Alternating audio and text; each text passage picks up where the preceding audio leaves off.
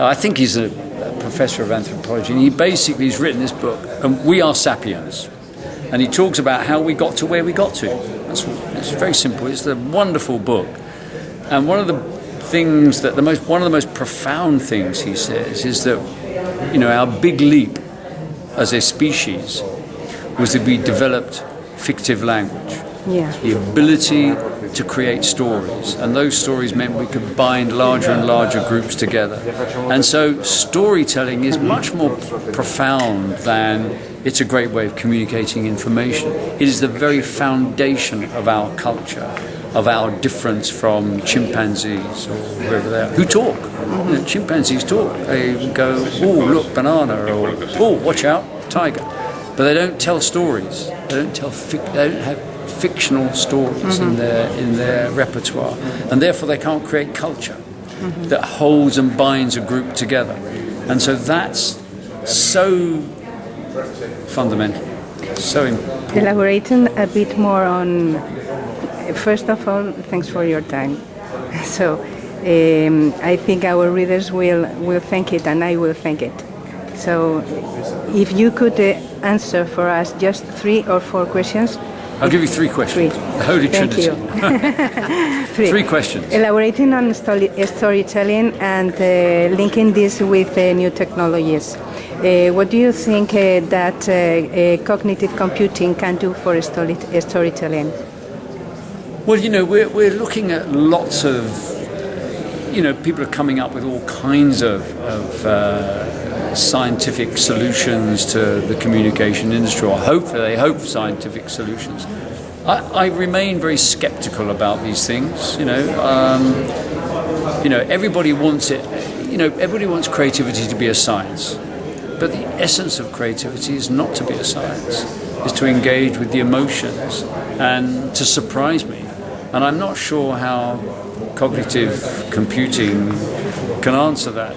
I know a lot of clients will be raving about it because they do want it to be scientific, but it's not. And I think we talked about brain science in communication, and how we can get measure the brain in such a way that makes your communication more effective. And the reality neuroscience. Neuroscience. And the reality is, if you talk to a neuroscientist, they say we understand about 10% of what the brain does. So quite how we're able to create sort of, research programs around understanding, your brain and how it responds to a piece of creativity is a piece of nonsense. I mean, people will sell this stuff, just like, 100 years ago, people sold special lotions that made your hair grow and an elixir that made you young, and I can guarantee that this will make things work, and this sort of stuff is out there all the time.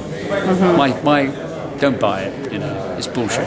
You know that here was presented a piece of work called The New Rembrandt. Is a piece of art? Bank, yeah. Yes. So what do you think that data can do for creativity? What can do creativity for data? I don't think it can do a lot for creativity. I think it shows that, I can get a computer to sort of read all of Rembrandt's pictures and give you a composite of what Rembrandt was painting. It doesn't mean to say that's going to show you what his next painting would have been. He might have gone, I don't want to do any more portraits, I want to do some landscapes. We don't know that. The mind is like that. It will change and it will be different. All these things look backwards. What creativity tries to do is look forward.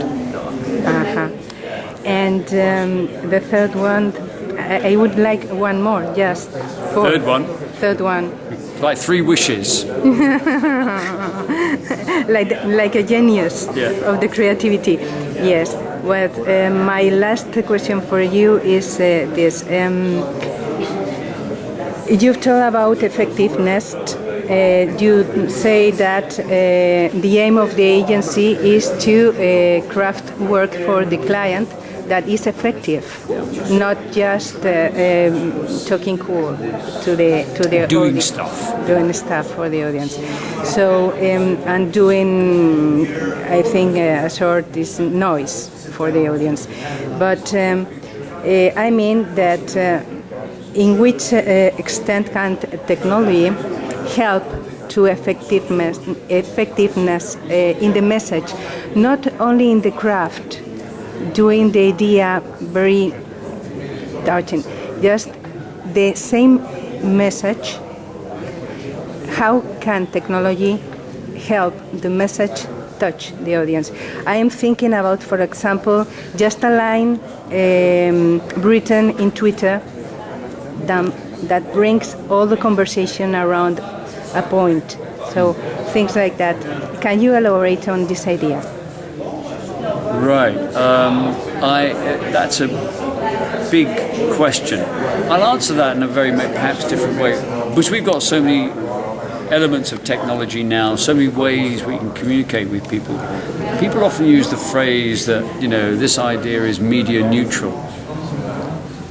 And I kind of go, well, no idea can be media neutral. It has to start somewhere.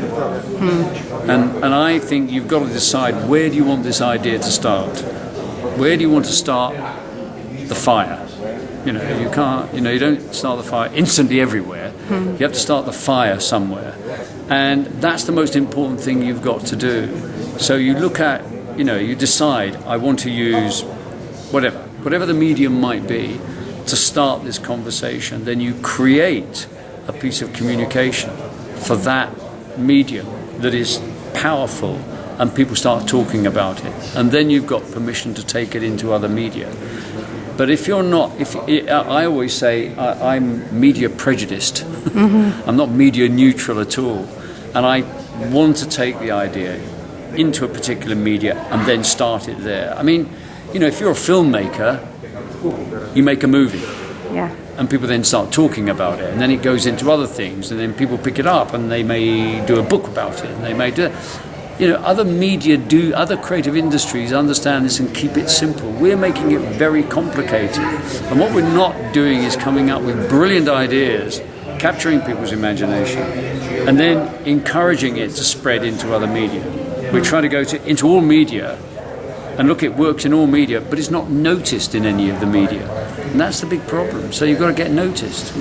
So nice to meet you, and thank you. Yeah, lovely very to much. meet you.